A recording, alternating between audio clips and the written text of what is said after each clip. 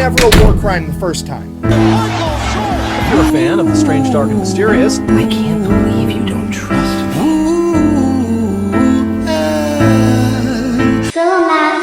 Films. Welcome. Well, okay, people, welcome back. Or if it's your first time here, just welcome. Today, we're going to be doing the third video with the Fat Electrician. The title of this one is The Battle of Athens. Let's go. Ah, yes, the only successful armed rebellion in U.S. history. Today we're talking about the Battle of Athens, a.k.a. the Battle of the Ballads, a.k.a. the War of McMinn County, whatever you want to call it. The fact of the matter is that in 1945 and 1946, hundreds of Americans returned home to McMinn County, Tennessee after winning World War II. Upon their return, they would discover that their local government had been corrupted. They were engaging in rigging elections, the sheriff's department was mercilessly beating innocent civilians and extorting hundreds of thousands of dollars from taxpayers, and they decided to do something about it. This story has achieved legendary status, with many people hearing and knowing about it in passing, but very few people understand how epic this story actually is. But you're going to learn today, right after a word from our sponsor. This video is brought to you by Sundays for Dogs. Look, we're not going to overcomplicate this. It's basically fancy dog food that you don't have to keep, like, in a can, so you don't need a can opener, you don't have to put it inside of your fridge. It's made with real meat and a bunch of other stuff, so it actually kind of looks and smells like beef jerky, and, I don't know. The dog eats it, and it doesn't make his shit weird, so I don't know what else you want from dog food. I'm gonna be honest, this actually might just be beef jerky.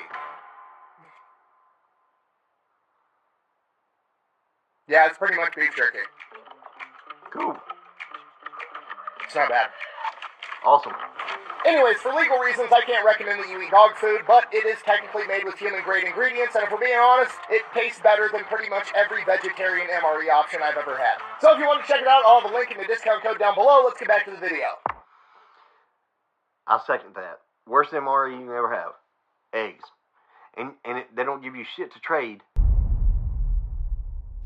Alright, sit down, shut up, this is complicated, so pay attention. Alright, our story begins in 1910 when a man by the name of Edward Crump becomes the mayor of Memphis, Tennessee. Upon becoming mayor, he sets out to build a political machine. The way he does this is he's willing to look the other way for illegal gambling and alcohol operations as long as they're willing to pay a large protection fee to Mayor Crump. He then uses that money to influence other elections, effectively having all the other politicians and judges and elected officials in his back pocket. Anybody that dares to go against him is absolutely crushed. If you're a local businessman and you don't agree with him and you're not willing to play by his rules, guess what? You're gonna have no parking signs in front of your entire store. If that's not enough, on one occasion, he actually had the police department stand outside somebody's store and search every customer when they went in and when they left. And if that wasn't enough, he would have city inspectors go in and find out that, oh, your business isn't up to code, we're gonna have to shut you down. And more often than not, there was no legal recourse because he owned the judges too. FYI, Memphis is deep south. I'm only 45 minutes from Memphis. So this is in my backyard. That's why I chose this story. Over the course of decades, this would expand throughout the entire city of Memphis and then the entire Shelby County area, the most populated county in Tennessee, and then it would spread throughout the entire state of Tennessee. By the late 1920s, Crump was literally known as Boss Crump, the King of Memphis. what, you some type of pimp? I mean, look at him. He even looks like a 1930s silent movie villain. Anyways, by the 1930s, Crump has essentially the entire state of Tennessee in his back pocket. Absolutely everybody. Politicians, sheriffs, elected officials, judges, all of it. And in 1936, he backs a man by the name of Paul Cantrell to be the sheriff of McMinn County. Now, Paul Cantrell wins by a landslide, A, because he's backed by Crump, but B, he also runs on a really, really good platform that he was going to put an end to fee grabbing. Now, at this point in time, the sheriff's department wasn't paid by taxpayer dollars. They were almost exclusively paid for by the fines that they collected. Now, that sounds crazy to us today because it is crazy for obvious reasons. You are now putting a financial incentive to law enforcement to arrest and fine as many people as possible, and in a lot of places, that's exactly what happened. Are you sure we still don't have that? I mean, somewhere in the rules and regulations? Because if not, if the police in this area is not getting paid for the stops they're making, then that only leaves one other conclusion, that they're just fucking dicks. That's all they are. Dicks. Huh. I always thought it was because they were getting money. Now I know they're a dick. So Cantrell came along and he was like, I'm going to put an end to that because it's obviously ridiculous, which is a good thing to want to put an end to. He said, you know what? I'm going to take a $5,000 a year annual salary and that's going to be it. And I'm only going to fine and charge people and arrest people when they deserve it. And I'm not going to do it to make more money. That's a great platform and a just cause. So he wins. And then after winning, he decides, I'm not going to do that. I lied. So the McMinn County government steps in and is like, no, you ran on that platform. We're going to go ahead and make it a law that you're going to take this $5,000 a year salary, just like you said you would, and that's going to be that. So Cantrell ends up filing a lawsuit suing the county, and he wins because he's backed by Crump. So now he's allowed to keep fee grabbing, and he takes it to an absolute extreme. Anybody that was arrested for anything was charged a minimum of $16, and that was the fee for getting arrested, getting driven to court, being booked, going through the whole process. $16 for that back then? You're fucking out of your mind? That'd be, I don't know what inflation is, but probably somewhere between $250 and $600 today. If I had to take a fucking guess. Wow. Yeah, that's a lot of money, dude. $6 went to the arresting officer, and the other 10 went into the sheriff's department and the court system. To put it into perspective, $16 at this point in time is about $300 today. And they were arresting anyone for anything they felt like, including drunkenness. They would literally just walk somewhere and be like, hey, you look drunk, you're under arrest. This was the 1930s. There's no breathalyzer, there's no field sobriety test. Literally, the deputy says, I think you're drunk. Guess what? You're fucking drunk. Give me $300. In the first 4 years he was sheriff, Cantrell paid himself $56,000, which is over $1 million in today's money. He also gave himself jobs that didn't exist. He was the superintendent of the county shed, earning him $2,500 a year. There was no county shed for him to be the superintendent of, but guess what? He's collecting the money. And anybody that dared to go against him would get brutally beaten, if not killed by his deputies, and they never got in trouble because the judges were part of the good old boy system. One of the primary judges involved in this was Judge Sue Hicks. And to be fair, Sue Hicks has almost nothing to do with the rest of the story, so why am I bringing him up in the first place? Well, because he's actually the inspiration for the legendary Johnny Cash song, A Boy Named Sue, and I thought that was interesting. I said, my name is Sue. How do you do?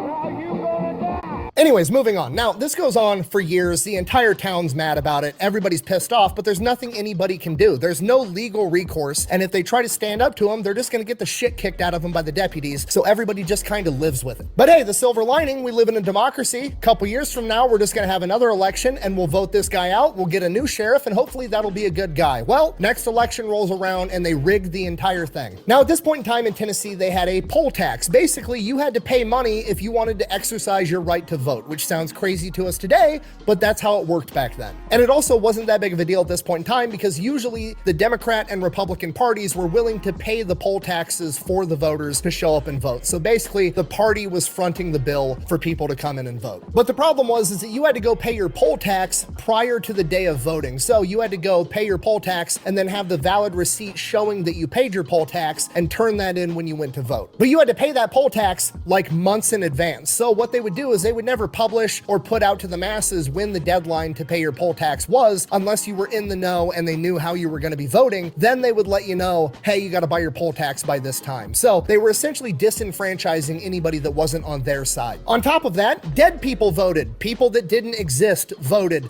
The deputies got caught telling elderly people that if they didn't, quote, vote the right way, that their pensions would be held up. They also claimed that there was 1,500 absentee votes, which was a staggering number considering the neighboring county, Knox County, that had 6 times the population, had never reported more than 600 absentee ballots. Did I miss it? Did he say how much it was for these poll tax? I mean, you know, how much they cost for you to pay in order to vote? And if he did, I guess I missed it, guys. I'm sorry. But if he didn't, one, yeah, that is absolutely crazy. And two, people that are dead, you know, it's not really gone out of style. Elon Musk just found, I don't know how many dead people collecting Social Security, either that or they're 275 years old. So congrats to those people. And as far as the mail-in ballots, didn't Biden win with 84 million? You're telling me out of 47 presidents, Joe Biden was the most popular, he was the chosen one. Yeah, no. Point being, all this shit is still happening right now.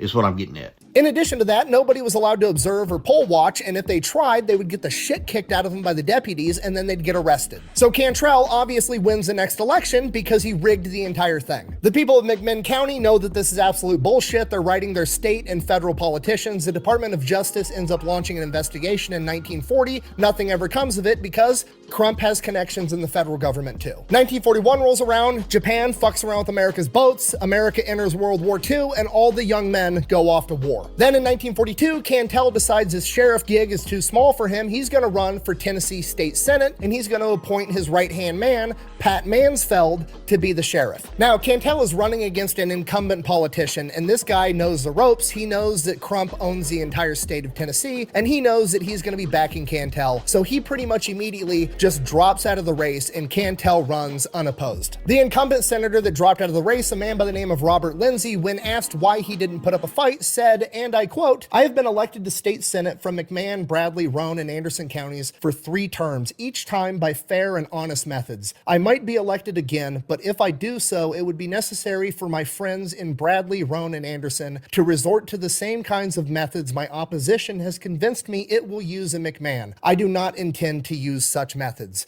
Translation: I can't win unless I cheat, and I'm not gonna cheat. So Cantrell wins, becomes a state senator. From here, he goes about making it even easier to cheat in elections. What he does in McMinn County is he cuts it from 23 precincts, 23 voting locations throughout the county, down to 12, making it so people have to travel up to 20 miles to go vote. Bear in mind, this is the 1940s in rural Tennessee. People don't have cars, okay? People are walking to voting locations. They're riding fucking horses, okay? Would you travel 20 miles on horseback or walk 20 miles to go vote in a sheriff's election? Probably not, especially if you had to pay money and you didn't know when you had to pay the money and you don't have the fucking receipt. If I ain't getting down there, it ain't worth it. In addition to that, now that he's cut it down to 12 precincts instead of 23, now he can have more armed thugs there to intimidate people as they go to vote to make sure they're voting the right way. From here, 1942 election rolls around. They rig the entire thing. Pat Mansfield wins. DOJ investigates, comes up with nothing. 2 years later, same exact thing, 1944. They rig the election. DOJ investigates. Nothing gets done.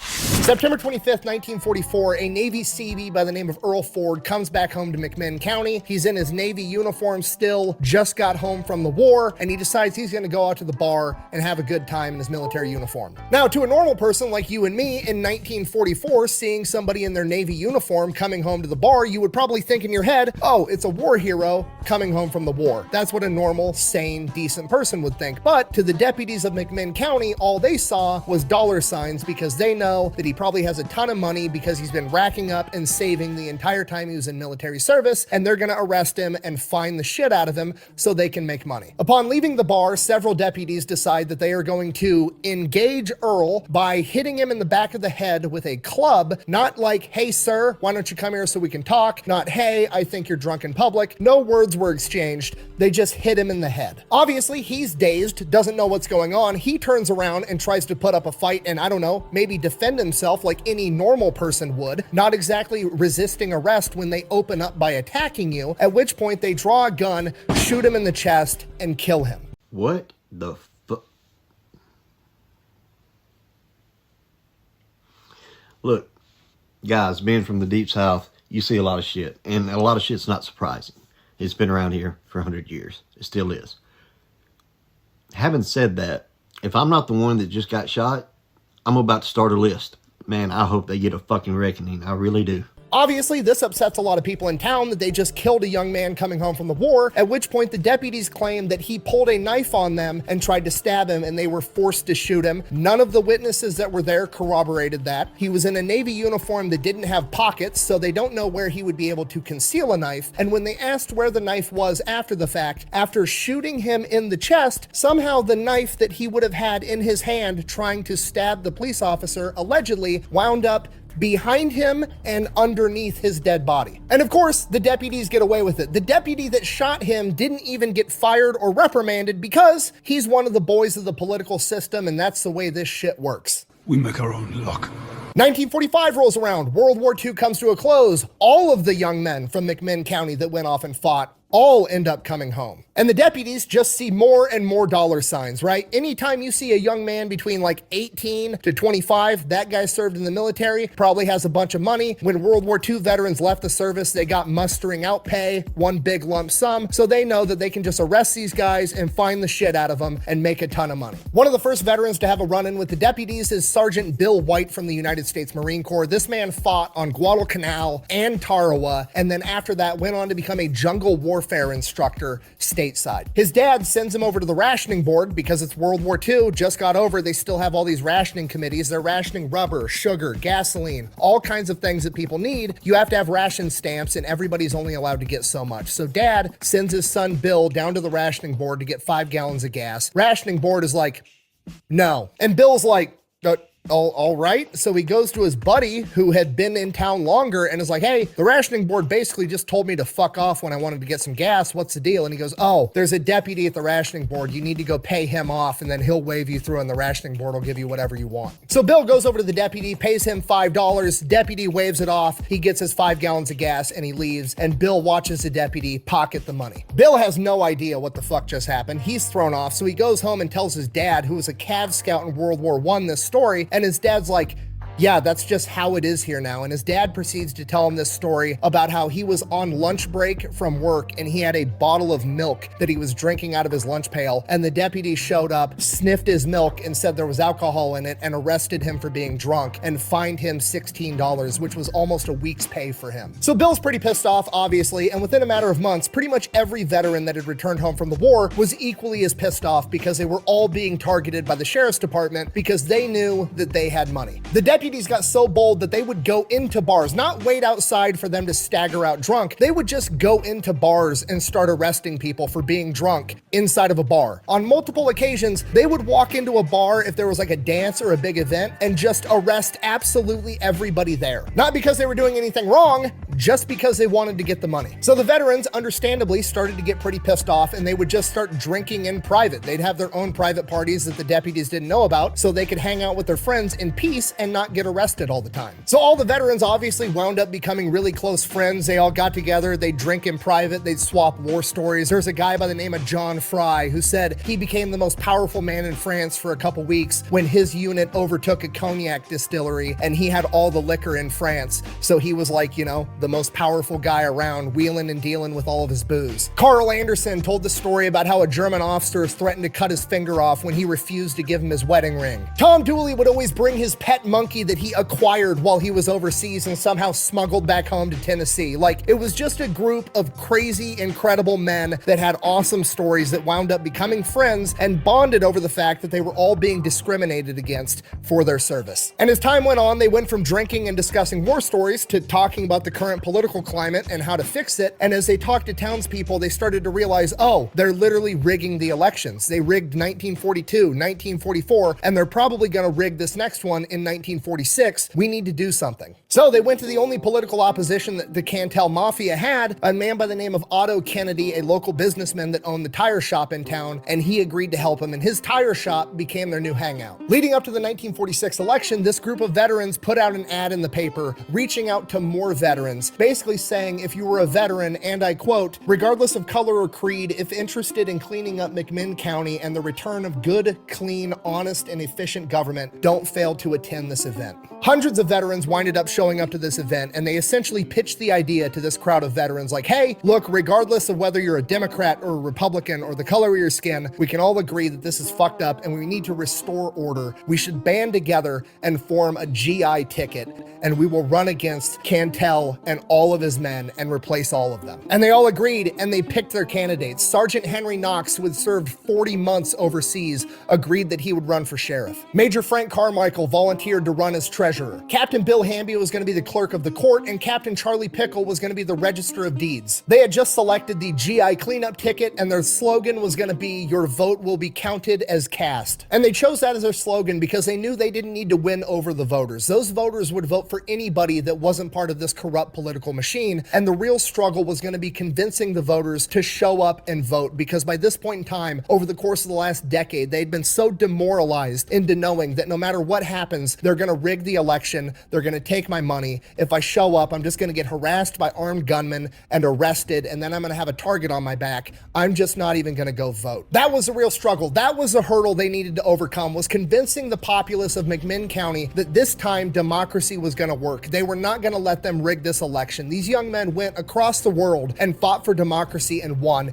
and now they came back home. They're going to fight for it again, and they're going to win again. And the veterans went absolutely ham trying to prove this to every single person in McMinn County. They literally went to every single door in the entire county and had personal conversations with every single person. Almost every person in McMinn County had personally met at least one member on the GI ticket and spoke to them in person. Okay, well, I think that's really smart.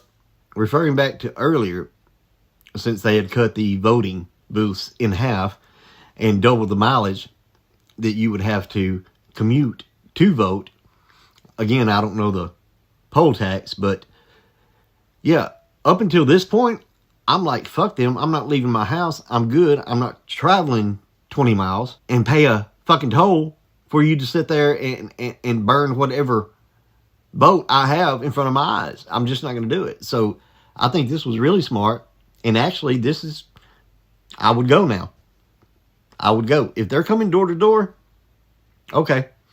Didn't plan on it, but now you got me. Felix had acquired a Piper Cub airplane somehow, and they were literally crop dusting pamphlets over the town for the GI ticket. They had trucks rigged up with loudspeakers, and they would drive around town telling everybody, show up, vote, your vote is going to count this time. And after a while, it started to work. People started to believe that their vote was actually going to count this time, so they went, they paid the poll tax, they got their receipt, and what the deputies did in retaliation was they would go out and they would arrest veterans, and when they arrested them, if they had their poll tax receipt on them, they would confiscate it and not give it back so they couldn't vote. So they started reaching out to the bigger government. They wrote to the governor, they wrote to the attorney general, they wrote to Washington, D.C. One person even went as far as to tell the attorney general, if there's bloodshed this year, it's on your hands. And nobody did anything. As the election got closer and closer, there was really no campaigning from the machine side. They just upped the amount of harassment the deputies were doling out to veterans and anybody they thought might be friendly to those veterans. That's all they did. They were just in it to make more money. Why did they need to campaign? They were going to rig the election. They knew they were going to win. But they were starting to get a little bit nervous. So Paul Cantrell would step down from Senate and he was going to come back to McMinn County and he was going to run for sheriff this year. And his right-hand man, Mansfield, was going to take his spot in the Senate. And then election day came, August 1st, 1946. And you got to realize it's just a small sheriff's department. They've only got like 30 deputies. There's hundreds of veterans. The veterans guaranteed that everybody would be safe going to the polls. And these armed thugs aren't going to be able to outmuscle the veterans. There's just not enough of them. And then a literal caravan of cars came into McMinn County and Athens, Tennessee. Cantrell had brought in over 250 armed men, any men that he could find, other deputies from other counties, police departments, prison guards. They even deputized some prisoners, a lot of which were literally violent criminals. At this point, the veterans know shit's about to hit the fan because Cantrell now has 250 armed men manning the 12 precincts. They are going to intimidate absolutely everybody. So the GIs got together and issued a statement over the radio to the people of McMinn County. Quote, go to your precincts, vote, and stick around all day to hear who wins. This is not old Germany. Hitler is not telling you how to vote. Don't be bothered by any scare campaign. Cantrell's henchmen may try. You will be safe at the polls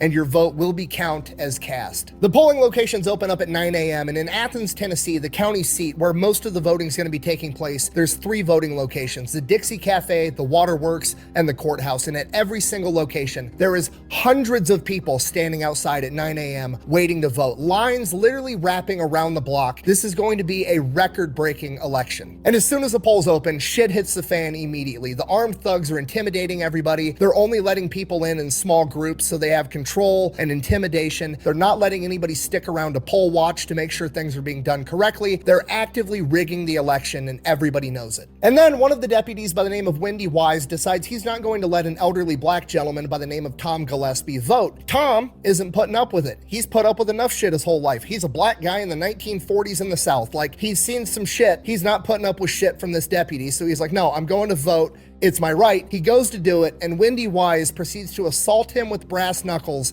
and the situation devolves to him shooting Tom Gillespie. Now shit has officially hit the fan. Thank God Tom Gillespie survives, but that's not the point. The veterans said that you would be safe if you showed up and exercised your right as a citizen to vote, and these guys have now made the veterans a liar. Billy, I'll fix that.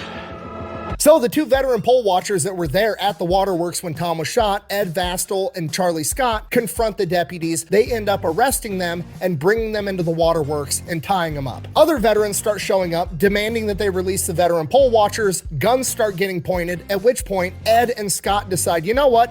Fuck this, we're gonna free ourselves. They get out of their ropes. Scott throws himself at the glass door, bounces right back off it, hops back up again, throws himself at the glass door again, breaks through, gets all cut up from the glass. Him and Ed run out into the crowd with their hands up, hoping that's enough to not get shot, and disappear into the crowd. Now, obviously, Ed and Scott go back to Otto's tire shop, the GIHQ, and they're hanging out there. So Cantrell sends in two deputies to the tire shop, which is full of fucking World War II veterans, to arrest Scott and Ed. It's a bold strategy, Cotton. Let's see if it pays off for them. The veterans immediately and promptly disarm the deputies, beat the fucking shit out of them, tie them up, and throw them on a burn pile. Sheriff's Department, getting curious, doesn't hear from their deputies for a while, so what do you do when something doesn't work? Double tap, you do it again, right? They send two more deputies out to investigate. What a stupid son of a bitch. Promptly disarmed, get the shit kicked out of them, tied up, thrown on the burn pile with the other two. Sheriff's Department doesn't hear from those guys for a while. That's fucking weird. Maybe we should send some more sheriffs out there to investigate.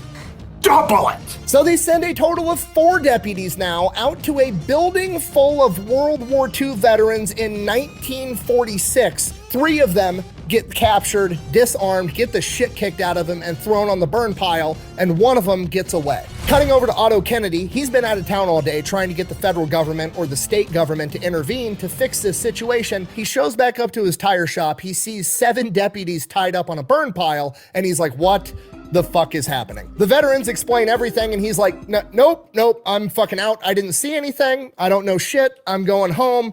You guys do whatever. The veterans then walk outside, basically onto Main Street in Athens. There's people all over the place, hundreds of people from McMinn County all around watching these events unfold. And they're just like, hey, who's got a couple of cars we could borrow? And these people are like, you know, they're on the GI's side. So people volunteer to let them take their cars. They then proceed to load these 7 deputies up into these cars, drive them out into the forest, strip them butt-ass naked, tie them to trees, whip them with hickory sticks, and then head back to the tire shop. 7 down, 243 to go. I'm sorry. Ow! Ah! I hate you. You're awful. And while that was going on at a different polling location, the deputies had arrested 2 veteran poll watchers, Bob Harold and Tom Dooley, because they confronted the deputies for letting people vote that didn't have poll tax receipts and even letting small children vote. They promptly beat up both the veterans and took them to jail. At this point, shit has completely hit the fan. There's journalists there with cameras. The deputies are arresting journalists. They're confiscating cameras. They're destroying film. They are in full cover-up mode to rig this election. From here, the deputies illegally close the polls early. Then they refuse to let anybody examine any of the ballots in the ballot boxes. They come out with a bunch of men with shotguns and high-powered rifles, and they take the ballot boxes into the jail, and they're not going to let anybody watch the count. And at this point, there's the aura of failure everywhere. They failed. They're going to go in there. They're going to count. They're going to mess up the count. They're going to rig the count. They're going to rig this election again. The veterans failed after they guaranteed votes would be counted as cast, and there's nothing they can do about it. So the veterans go back to the tire shop. They go back to HQ, and they sit there and they wait. They just have to wait for the count to come out. They know what the results are going to be, but they wait. The townspeople are out on Main Street in Athens. They're waiting too, and it's just quiet. It's ominous. They lost. And then finally, Bob White stands up, the one from earlier, the Marine that fought in Tarawa and Guadalcanal. He's got a Purple Heart from being shot through the hip in combat. He is a jungle warfare instructor in the United States Marine Corps, and he's had enough of this shit. He stands up and delivers an impromptu speech, and I'm paraphrasing, but in essence, he essentially says, you all went overseas for 4 or 5 years of your lives and fought tyranny across an ocean, and now you're all just gonna sit here in silence and live in tyranny in your own home. We're not gonna put up with this shit. Go home, get your guns, and meet back here. The veterans get up, they go home, they come back with their guns. It's not much. They've got some hunting shotguns, hunting rifles, pistols, not nearly enough to confront the 55 armed deputies inside of that jail in a fortified fighting position. At which point Bob decides we're gonna need some more firepower. From here, they get up and they head over to the National Guard Armory. There's one guy from the National Guard there holding down the fort. They show up with guns and they're like, fork over the keys. He's more than happy to do it, gives them the keys. They go in, open up the armory, take a bunch of rifles, Tommy guns, pistols, ammo, everything they want. From here, the accounts vary widely on how many armed veterans were there. Bob White said he had about 60 men under his command, but there's some people saying that there was hundreds. There's even a couple accounts saying that there was as many as 2,000 armed veterans. I think that that person was thinking the overall crowd in general, because the whole town is there watching. From here, the deputies go out, they completely surround the jail. The sun's going down, so they shoot out all the street lights so that the deputies aren't going to be able to see where they're at. Then they get keys to all the surrounding buildings, and the people of the town are willingly just giving them the keys because, like, they're overthrowing the corrupt government. Why wouldn't you help? The veterans are up on top of roofs, they're in windows, they're in all the buildings surrounding this jail. They have the entire thing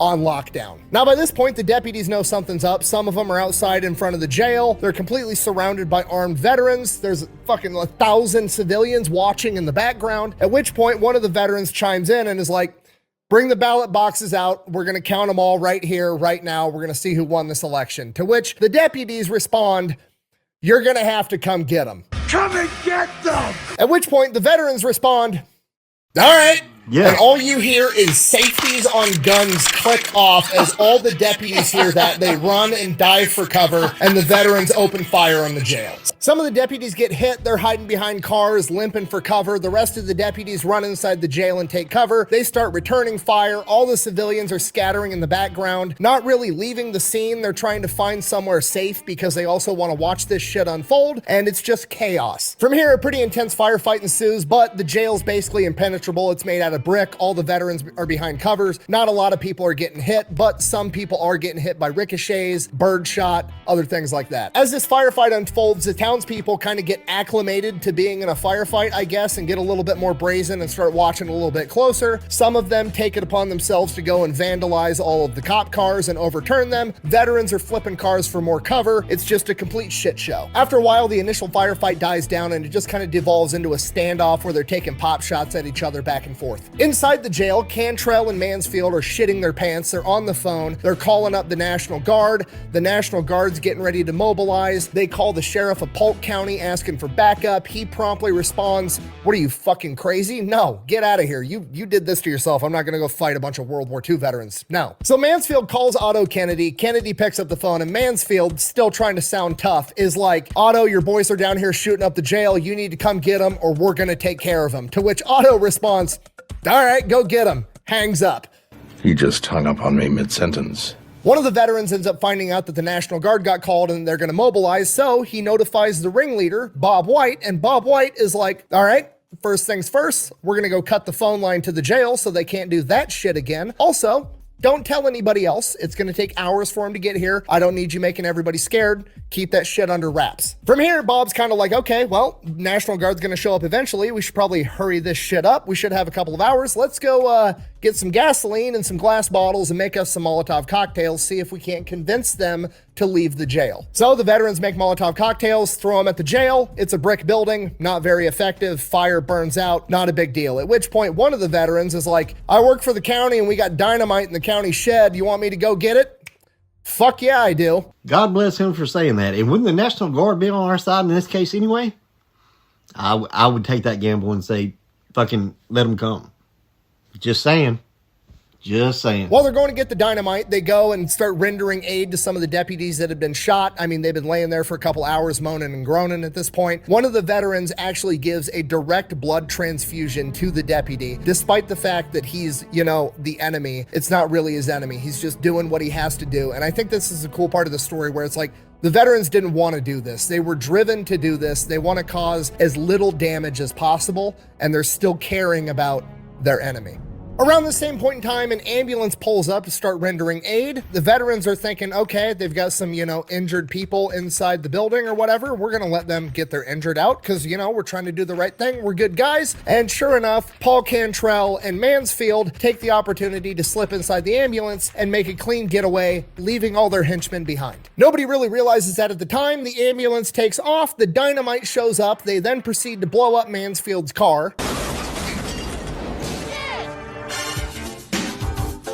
The crowd erupts in cheer. They love this shit. At which point the veterans yell into the jail like, come out or we're gonna start blowing this shit up. They respond with a couple of pop shots. Cool. Band 3 sticks of dynamite together, throw it onto the porch, blow the entire porch off the jail. After the smoke from that settles, the GIs yell in. The next one's coming through the window, at which point the deputies, the boss has already fled. What the fuck am I doing here? They're like, okay, stop shooting. We'll come out. The GIs are like, cool, come out with your hands up. We're all good. The deputies all file out with their hands in the air, begging not to get shot, at which point some of the GIs are like, maybe we should shoot them. And the crowd is like, fucking shoot them. The rest of the GIs are like, no, we're not fucking murdering people. Knock it off. So nobody ends up getting shot. Cantrell and Mansfield are missing. They refuse to tell him where the hell they went. They found out later that he escaped in the ambulance. God damn it! Now at this point, you gotta remember, there's 2,000 civilians that have been getting the shit kicked out of them for the past 10 years by these deputies and being extorted, and the crowd kind of, moves in and has their chance to return the favor, which they absolutely do.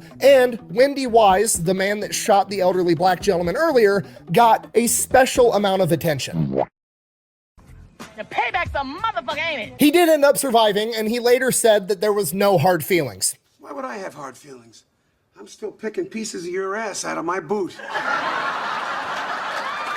Good one. So while that's going on, the veterans go inside the jail. They find a metric fuck ton of ballots that were pre-marked for Paul Cantrell. They find the real ballots. They take the real ballots out. They pick trustworthy people. They have them go count them. Then they continue searching the rest of the jail. They go back to where the actual jail cells are. There's 3 veterans in there. They break them out. And then there's 2 other people. One guy that got picked up the night before for being too drunk, and another guy that was in there for burglary, that have apparently just been having the worst time of their fucking lives. They had no idea what was going on the entire time.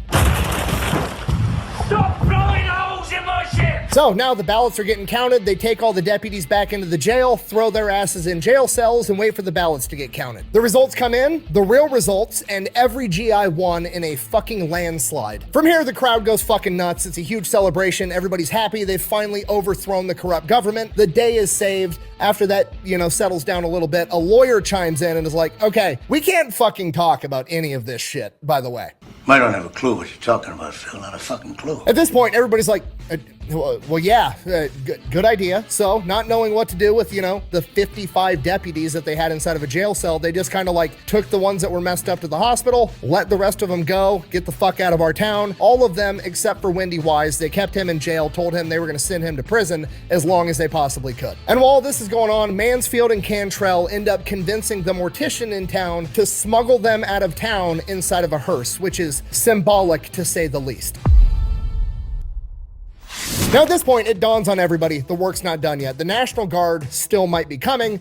We got to get ready. The whole town is on their side. They don't want the National Guard coming in here overturning what they deem as a just election. They've all got guns and they're game to go to war with the National Guard to defend their right to vote. It's fucking crazy. Felix Harold takes off, gets in his Piper Cub plane. He's circling the town, conducting aerial reconnaissance, looking at all the roads into Athens and the county as a whole. And he's like, there's no major formations coming near us at all. There's not a single car on the road right now. I think we're good. The governor had already called off the National Guard, but they don't know that yet. They literally have patrols going around town of armed veterans and armed civilians getting ready to throw down for anybody that wants to overturn this election. And this goes on for days, almost a week. The veterans ended up getting word that a neighboring sheriff's department from a neighboring county was gonna send troops in here to do something about it. They're like, fuck it, let's grab a bunch of guys, load them in some trucks, and we'll just drive to their sheriff's department and ask them what's up. Bunch of armed veterans show up, 50 of them outside of the sheriff's department. It was like, hey, we heard you wanted to do something about our election. And the sheriff is like, nope. No, that's not what I said. And the veterans are like, okay, great, cool, wonderful. They head back to Athens peacefully. Everything's going fine. Sure enough, U.S. Marshals show up, the feds, they start asking questions. Nobody in town says a fucking thing about anything. Oh, nah, I ain't seen nothing. I ain't seen nothing.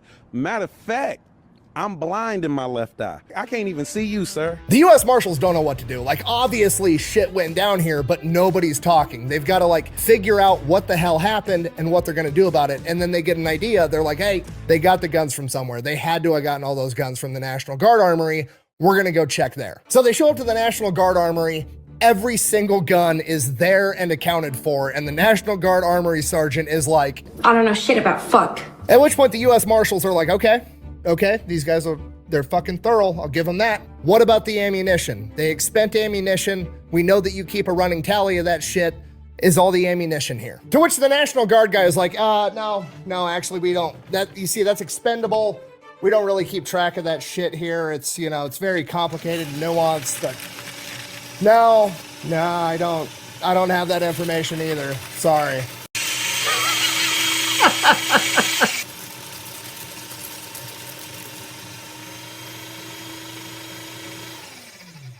Anyways, have a nice day. The U.S. Marshals are like, I have no fucking idea what to do. I have nothing to go off. So they just kind of fuck off. And then Judge Sue Hicks orders an investigation into every possible crime committed by everybody. The investigation yields absolutely nothing. He even gets the National Guard to conduct an internal investigation as to whether or not the weapons at the armory were used. And the National Guard is like, nope, definitely not used at all. Ultimately, the governor ends up stepping in and is like, okay, we're done with this. We're moving on. The GIs that won their elected post. Nobody ended up dying. There were no fatalities, just a ton of injuries over this entire thing. We're moving on. The only person that got convicted of anything was Deputy Wendy Wise, who shot Tom Gillespie, and he got sent to prison for 3 years. And now with the new veteran Sheriff Knox, he announced that he was going to be conducting an investigation into all of the other political officials inside the town of Athens and McMinn County to make sure that they won their elections fairly, at which point all 28 remaining public officials in the county and the town of Athens promptly resigned. You're all fired. From here, the new sheriff's department immediately restored order to the county, with their first 3 arrests actually being veterans that had broken the law, in a true demonstration of, we are not going to be another machine, we're not going to be another corrupt government, we're going to do the right thing. If you do the crime, you're going to do the time. And that's that. In addition to that, they immediately went out and put an end to all the illegal gambling and alcohol rings that had been funding the previous political machine. And that's it. Order had officially been restored to Athens. Everybody lives happily ever after. Hooray. But then word got out to the rest of Tennessee what had happened. And you remember, machine politics are going on all over the state. And as word got out with that, you started to see more veterans organizations mobilizing and doing similar things. There were some altercations, nothing to the scale of the Battle of Athens, because, well, nobody wanted to find out because they knew what would happen. They all watched the Battle of Athens occur. And over the course of the coming years, by the early 1950s, the Crump political machine had effectively been completely dismantled, because now they knew if you fuck around too hard, somebody might make you find out. This entire story is just the embodiment of, if we all break the rules together, they can't get all of us in trouble, and I absolutely love it. Good boy, you've come to free me. Oh!